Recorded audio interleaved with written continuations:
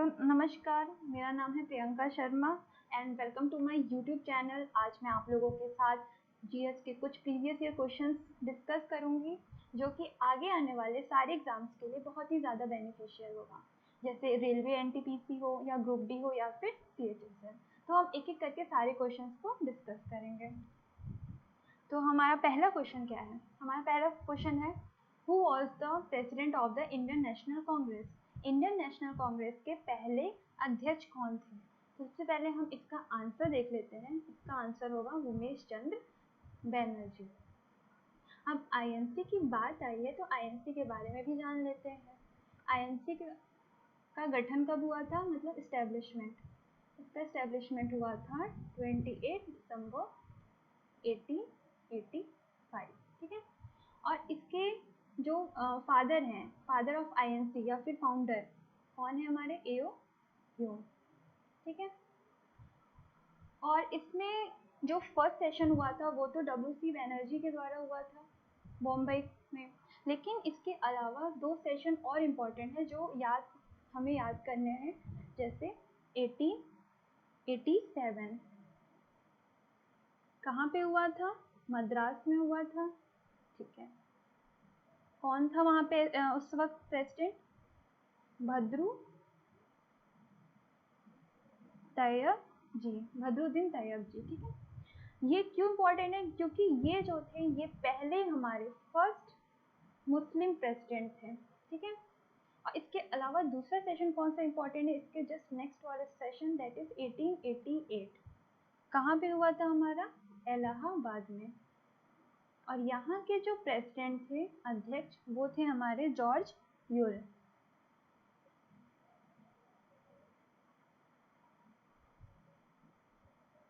ठीक है।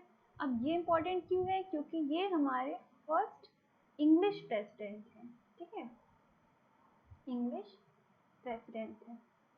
तो हमें तीन सेशन में भी याद करने हैं। First WC. Banerjee, second Badruddin Tyab ji, first Muslim president, and the second is 1888 Allahabad session, George Yule, first English president, ठीक है। अब हम अपना नेक्स्ट ऑप्शन देखते हैं, बाल गंगाधर तिलक। बाल गंगाधर तिलक जी वही हैं जिन्होंने होम रूल लीग स्टार्ट किया था। होम रूल लीग कब स्टार्ट किया था? 1916 में। और इनके साथ एक लेडी भी थी, उनका नाम था एनी बेसेंट। और ये कहाँ से थी? ये थी हमारे आयरलैंड से, ठीक है। अगर हो सके तो इनके दो पत्रिकाएं आप लोग याद रखिएगा। एक होता है कॉमनवेल्थ जो अक्सर क्वेश्चन में पूछा जाता है, और दूसरा न्यू इंडिया, ठीक है। और नेक्स्ट हमारा ऑप्शन ये मैं ऑलरेडी डिस्कस कर चुकी हूँ। और इसके बाद नेक्स्ट हमारा ऑप्शन है दादा भाई नौरोजी। इन्हें हम क्या कहते हैं? Grand old man of India, grand man old of India. और ये वही पर्सन है जिन्होंने ड्रेन थ्योरी दी थी, मतलब धन निष्कासन का सिद्धांत।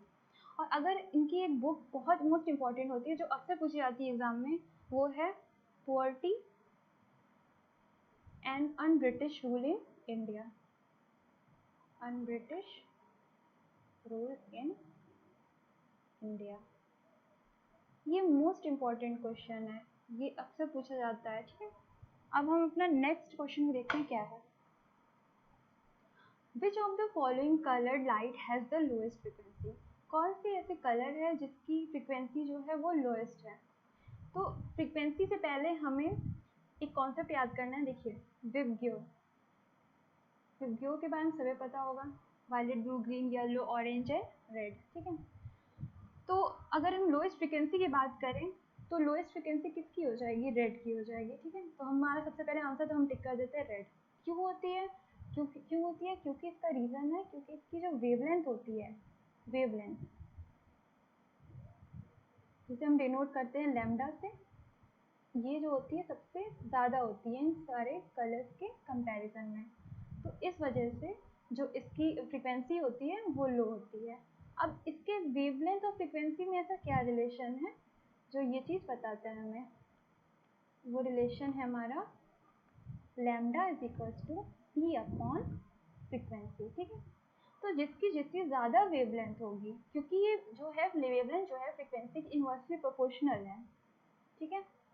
तो जिसकी जितनी ज़्यादा वेवलेंथ होगी उसकी फ्रिक्वेंसी उतनी ही कम होगी, ठीक है। तो यहाँ पे रेड की वेवलेंथ क्या है, सबसे ज़्यादा है, ये हमें पता है। तो इसके अकॉर्डिंग, इस फॉर्मूले के अकॉर्डिंग हमारी जो फ्रिक्वेंसी होगी रेड की वो क्या हो जाएगी, सबसे कम हो जाएगी। तो इस वजह से हमारा आंसर रेड हो जाता है। लेकिन कभी कभी वेवलेंथ के टर्म में भी क्वेश्चन पूछ लेता है कि वेवलेंथ किसकी हाई होती है, किसकी लो होती है, तो वो भी आपको दिमाग में रखना है, ठीक है। तो इसके अकॉर्डिंग और हम क्या देखते हैं कि हाँ वायलेट की तब हमारी क्या हो जाएगी, हाईएस्ट फ्रिक्वेंसी हो जाएगी। क्यों हो जाएगी, क्योंकि इसकी जो वेवलेंथ होती है वो हमारी सबसे लो होती है, ठीक है। अब हम नेक्स्ट क्वेश्चन देखते हैं। नेक्स्ट क्वेश्चन है, which of the following was the first antibiotic discovered by Alexander Fleming in 1928। तो सिंपली क्वेश्चन ये पूछ रहा है कि अलेक्जेंडर फ्लेमिंग ने क्या डिस्कवर किया था। तो उन्होंने डिस्कवर किया था पेनिसिलिन। हमारा सिंपल आंसर बन जाता है, ठीक है। बाकी जो ऑप्शन है उन्हें भी हम देख लेते हैं, क्योंकि उसे भी किसी ना किसी ने डिस्कवर किया है। तो अगर हम स्मॉल पॉक्स की बात कर लें तो ये एडवर्ड जेनर ने किया है। ब्लड ग्रुप की बात कर लें तो ब्लड ग्रुप कार्ल लैंडस्टीनर ने किया है। ये तो फैक्चुअल चीज़ें, ये तो याद करनी ही पड़ेंगी। और जो सेल है ये तो अक्सर पूछा जाता है, और ये रॉबर्ट हुक ने। एक आता है रॉबर्ट हुक और एक रॉबर्ट ब्राउन, जिससे भी बहुत कंफ्यूजन हो जाता है। तो अगर रॉबर्ट ब्राउन ऑप्शन में होता है होगा तो इसे तो इन्होंने किसे डिस्कवर किया था, इन्होंने न्यूक्लियस को डिस्कवर किया था। तो हमें कंफ्यूज नहीं होना है रॉबर्ट हुक और रॉबर्ट ब्राउन में, ठीक है। चलिए नेक्स्ट क्वेश्चन देखते हैं। The national song of India was compose by. अब हमारा नेशनल सॉन्ग है तो उसे किसने कंपोज किया है, तो इसका आंसर बंकिम चंद्र चटर्जी होगा, ठीक है। इसमें इनके एक नॉवल हमें मोस्ट इम्पॉर्टेंट है, याद करनी ही होगी, आनंद मठ।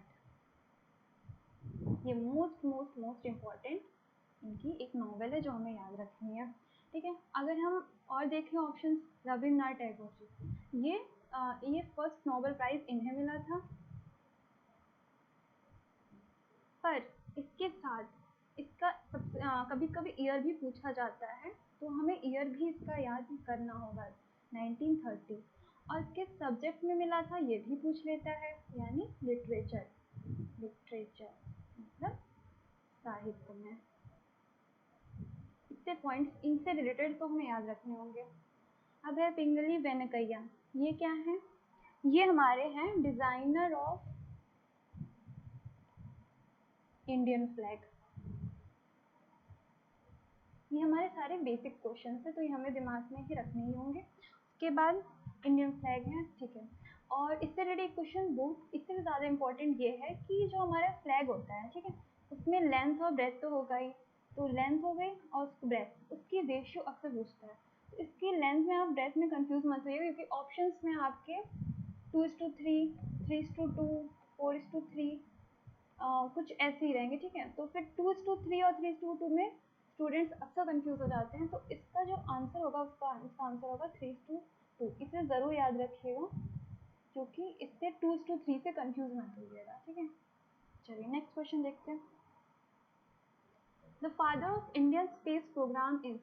अब इंडियन स्पेस प्रोग्राम के जनक कौन है, तो इसका भी आंसर देख लेते हैं। इसका आंसर पहले हम टिक कर लेते हैं, तब से डॉक्टर विक्रम ए साराभाई, ठीक है। अब विक्रम ये सारा भाई आया है, तो स्पेस सेंटर भी है इस नाम से, स्पेस सेंटर, ठीक है। कहाँ पे है, केरल के तिरुवनंतपुरम में, तिरुवनंतपुरम में, ठीक है। और इन्हें तो father of Indian space programme कहती हैं, और इन्हें पद्म भूषण और पद्म विभूषण से भी सम्मानित किया गया है। और अब स्पेस प्रोग्राम की बात हुई है, तो हम इसरो को भी डिस्कस कर लेते हैं। इसरो, इसरो का गठन कब हुआ था, इसका एस्टेब्लिशमेंट हुआ था 1969 में। और अगर हेड क्वार्टर की बात करें तो ये बेंगलुरु में है, बेंगलुरु में है। और अभी प्रेजेंट के जो चेयरमैन हैं वो हमारे के सिवान हैं, ठीक है। और ऑप्शंस देख लेते हैं और क्या क्या है हमारे। Doctor APJ Abdul Kalam. ठीक है, तो अगर इनकी हम बुक्स याद करें तो इनकी बुक्स हैं हमारे the wings of fire, most important book. और ये तो पहली बुक हो गई। और कौन सी है, टर्निंग पॉइंट ऑफ लाइफ, और टर्निंग पॉइंट, ये तो दो इम्पोर्टेंट दो इम्पोर्टेंट बुक्स हैं, और भी देख लीजिएगा आप लोग। अब नेक्स्ट क्वेश्चन पे देखते हैं। The planet Mars is also known as the, अब इसका आंसर पहले हम देख लेते हैं। इसका आंसर हो जाएगा हमारा रेड प्लैनेट। ठीक है, अब रेड प्लैनेट है, इससे पहले हम और भी देख लेते हैं ये ऑप्शंस क्या है। मॉर्निंग स्टार है और इवनिंग स्टार है। तो ये हमारे कौन से प्लैनेट होते हैं, ये हमारे वीनस होते हैं। वीनस से हमें 2 पॉइंट्स और याद करने हैं, क्या हो जाएंगे, जैसे ये हॉटेस्ट प्लैनेट है और इसे ट्विंस ऑफ अर्थ भी कहते हैं, ट्विंस ऑफ अर्थ। ठीक है, अब मार्स में तो ये हमारा रेड प्लैनेट होता है। और इसके अगर हम नेचुरल सैटेलाइट की बात करें तो इसके दो नेचुरल सैटेलाइट हैं। एक है हमारा फोबोस एंड डिमोस। ठीक है, और एक पॉइंट और याद रखनी है आप लोगों को कि अगर हम मरकरी एंड वीनस की बात करें, इस पे क्वेश्चन बनता है कि मरकरी और वीनस का कोई भी नेचुरल सैटेलाइट नहीं है। तो इस बात को ध्यान रखना है हमें। ठीक, मून नेचुरल सैटेलाइट, और बाकी अर्थ का तो मून है ही। और यहाँ ब्लू प्लैनेट भी दे रखा हुआ है, तो ब्लू प्लैनेट मतलब हमारा अर्थ की बात कर रहे हैं यहाँ पे। ठीक है, नेक्स्ट क्वेश्चन। हम hornbill festival is celebrated in, अब ये तो फैक्चुअल चीजें हैं, तो इसका आंसर हम पहले देख लेते हैं। इसका आंसर क्या हो जाएगा, नागालैंड। ठीक है, और बाकी ऑप्शंस भी देख लेते हैं। अगर हम उड़ीसा की बात करें तो यहाँ पे हमारा होता है राज पर्व, फेमस है बहुत राज पर्व। और क्या और हो गया हमारा कलिंगा महोत्सव।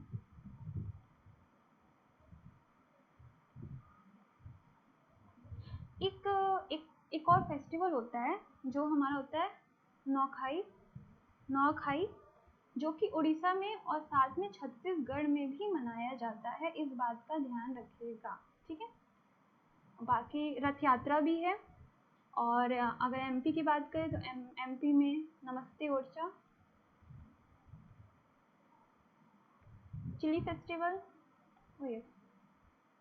फेस्टिवल, तानसेन समारोह, ये भी इम्पोर्टेंट है, तानसेन समारोह। ठीक है, और मणिपुर में तो लाई हरोबा, और एक याद कर लीजिएगा सेंगाई फेस्टिवल। और भी बहुत सारे हैं अगर आप जितना याद कर सको, बट ये तो इम्पोर्टेंट है। नेक्स्ट क्वेश्चन देखते हैं। Oncology is the study of, ये भी फैक्चुअल है, तो इसमें सबसे पहले हम आंसर टिक कर लेते हैं ऑन्कोलॉजी। अब धीरे धीरे सारे ऑप्शंस को भी देख लेते हैं। जैसे कि बर्ड्स है तो इसका क्या होता है, ornithology, study of birds is known as ornithology. ठीक है, सॉइल का पेडोलॉजी, और बोन्स का होता है हमारा astrology.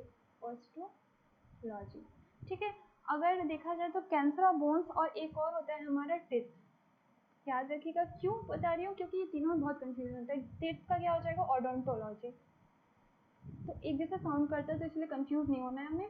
Oncology, astrology and odontology, तो ऑन्कोलॉजी हो जाएगा हमारा कैंसर से, ऑस्ट्रोलॉजी हो जाएगा बोन से रिलेटेड, और ओडोंटोलॉजी हो जाएगा हमारा टिथ से रिलेटेड। Next question. Name the instrument that is used to measure relative humidity, जो भी हमारे एटमॉस्फेयर में ह्यूमिडिटी पाया जाता है उसको मेजर करने के लिए हम कौन सा इंस्ट्रूमेंट का यूज करते हैं, तो इसका आंसर हो जाएगा हमारा हाइग्रोमीटर। ठीक है, अब बैरोमीटर तो हमारा एयर प्रेशर या फिर एटमॉस्फेरिक प्रेशर को मेजर करने के लिए होता है। ठीक है, और लैक्टोमीटर हमारा क्या हो जाता है, डेंसिटी ऑफ मिल्क मेजर करने के लिए। Density of mode. और हाइड्रोमीटर हमारा रिलेटिव डेंसिटी ऑफ लिक्विड को मेजर करने के लिए हम हाइड्रोमीटर का यूज करते हैं। चलिए नेक्स्ट क्वेश्चन देखते हैं। What is the minimum age for a candidate to be elected as a president of India? अगर हमें एज अ कैंडिडेट अगर हमें प्रेसिडेंट के लिए नॉमिनेट होना है, या फिर अगर हमें कितनी मिनिमम एज होनी चाहिए एज अ प्रेसिडेंट बनने के लिए, तो अगर इसका आंसर देखें तो उसका आंसर हो जाएगा 35 ईयर्स। लेकिन बाकी जो हमारे ईयर्स हैं वो भी किसी ना किसी चीज़ से रिलेटेड हैं। जैसे अगर हम 30 ईयर्स की बात करें, तो अगर हमें राज्यसभा का मेंबर बनना है तो हमें 30 ईयर्स मिनिमम एज होनी चाहिए। और अगर हम लोकसभा की बात करें तो हमारी 25 ईयर्स एज होनी चाहिए। ठीक है, इससे कंफ्यूज नहीं होना है हमें कि कौन से ईयर में होता है। ठीक है, और प्रेसिडेंट की बात हुई है तो इससे रिलेटेड और क्या हम जान सकते हैं? प्रेसिडेंट के कुछ आर्टिकल्स हैं जो बहुत इंपॉर्टेंट है। जैसे कि अगर 52 आर्टिकल क्या कहता है हमारा, 52 आर्टिकल ये कहता है कि there shall be a president, एक प्रेसिडेंट होना चाहिए। ठीक है, president of India, there shall be a president of India. ठीक है, 53 आर्टिकल 53 में प्रेसिडेंट के एग्जीक्यूटिव पावर के बारे में बताया गया है। और अगर हम आर्टिकल 54 की बात करें तो इलेक्शन ऑफ प्रेसिडेंट, मतलब जो भी उनके जो भी प्रोसीजर्स वगैरह होते हैं प्रेसिडेंट के, उनके बारे में बताया गया है। और उससे भी मोस्ट इम्पॉर्टेंट आर्टिकल है हमारा आर्टिकल 61, जिसमें इम्पीचमेंट प्रोसेस बताया गया है। Impeachment process, impeachment process of impeachment मतलब क्या हो गया कि अगर हमें प्रेसिडेंट को हटाना है या फिर रिमूवल ऑफ प्रेसिडेंट, वो किस आर्टिकल में बताया गया? आर्टिकल 61 में बताया गया है। बाकी और भी आर्टिकल्स हैं, 58 है, 60 है, जिसमें 58 में क्वालिफिकेशन है, 60 में ओथ है। तो बट इम्पोर्टेंट जो थे ये चार ज़्यादा इम्पोर्टेंट थे जो अक्सर पूछा जाता है। चलिए next question. Which of the following is the India's first national park established in 1936? तो इसका आंसर हो जाएगा हमारा जिम कॉर्बेट नेशनल पार्क। ठीक है, इसको ये है कहाँ हमारा? ये हमारा उत्तराखंड स्टेट में है, उत्तराखंड में। लेकिन कभी कभी ऑप्शन में क्या बोल देता है? हेलीज नेशनल पार्क, क्योंकि इसका जो पुराना नाम था वो हेली नेशनल पार्क था। अब ये जिम कॉर्बेट नेशनल पार्क के नाम से जाना जाता है, तो ऑप्शन में हेली नेशनल पार्क भी दे देता है, तो हमें कंफ्यूज नहीं होना है। ठीक है, और बाकी ऑप्शन देख लेते हैं। बांधवगढ़, बांधवगढ़ हमारा एमपी में है। इंद्रावती कहाँ है? इंद्रावती हमारा छत्तीसगढ़ में है। गिर नेशनल पार्क भी हमारा एमपी में। एमपी में बहुत सारे नेशनल पार्क है जो भी इम्पोर्टेंट है, पन्ना, पेंच, सतपुड़ा, वन विहार, सारे। ठीक है, which king had the title of Kaviraj और किंग ऑफ पोएट्स? तो इसका आंसर जो हो जाएगा वो हो जाएगा हमारा समुद्र गुप्ता। इन्हें और क्या कहते हैं? इन्हें कहते हैं हम Napoleon of India.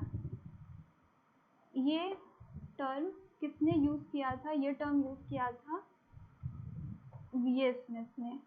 VS. Smith ने नेपोलियन ऑफ इंडिया बोला था समुद्रगुप्ता को। ठीक है, और अगर हम अशोका का अगर ये ऑप्शन देखते हैं अशोका के बारे में, तो इनसे रिलेटेड दो क्वेश्चन बहुत इंपॉर्टेंट अक्सर पूछा जाता है कि इन्हें और किस नाम से जाना जाता है। तो एक तो है देवनाम पिया, और दूसरा है हमारा पिया दशी। ठीक है, और ये वही हैं जिन्होंने कलिंगा का वॉर जीतने के बाद जो कि इतना हॉरिबल एक्ट था, तो उसके बाद इन्होंने बुद्धिस्ट को अपना लिया था। ठीक है, बाकी अगर कुमार गुप्ता जी की बात करें तो इन्हें महेंद्र आदित्य का टाइटल दिया गया था। महेंद्र आदित्य का टाइटल दिया गया था, और इन्होंने ही नालंदा यूनिवर्सिटी को का एस्टेब्लिशमेंट किया था, नालंदा यूनिवर्सिटी।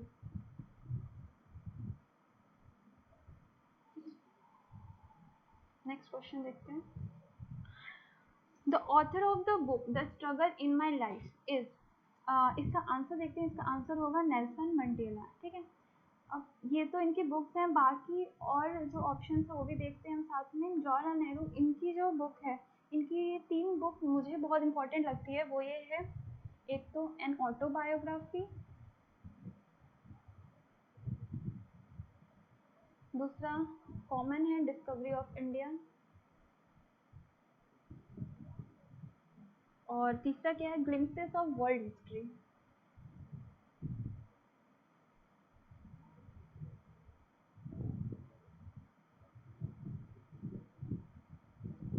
बाकी बाल गंगाधर तिलक जी के बारे में तो मैंने बता दिया। इन्होंने होम रूल लीग स्टार्ट किया था 1960 में एनी बेसेंट के साथ। पर अगर इनकी हमें दो बुक्स, अगर बुक्स के क्वेश्चन है तो बुक से याद आया मुझे कि इनकी 2 बुक थी, एक मराठा और एक थी केसरी। पर अक्सर ये पूछा जाता है कि मराठा किस लैंग्वेज में लिखी गई थी और केसरी, तो मराठा से लोग को लगता है कि मराठी लैंग्वेज में, पर ये गलत है। मराठा जो लिखी गई थी वो इंग्लिश लैंग्वेज में लिखी गई थी, और केसरी जो है वो मराठी लैंग्वेज में लिखी गई थी। तो इसमें भी कंफ्यूज नहीं होना है हमें। ठीक है, एपीजे अब्दुल कलाम जी के तो मैंने बता ही दिया था कि इनके कौन कौन से बुक्स थी, विंग्स ऑफ फायर और टर्निंग पॉइंट्स, और एक और याद कर लीजिएगा, बिलीव इन योर सेल्फ, और इन्हें मिसाइल मैन ऑफ इंडिया कहते हैं। तो ये रहा हमारा आखिरी क्वेश्चन। और बाकी का ऑप्शन, बाकी आपको वीडियो जैसा लगा हो प्लीज़ लाइक कीजिएगा, शेयर कीजिएगा और कमेंट भी कीजिएगा, और मैं नेक्स्ट अपनी वीडियो जल्दी ही अपलोड करूँगी। तब तक के लिए थैंक यू।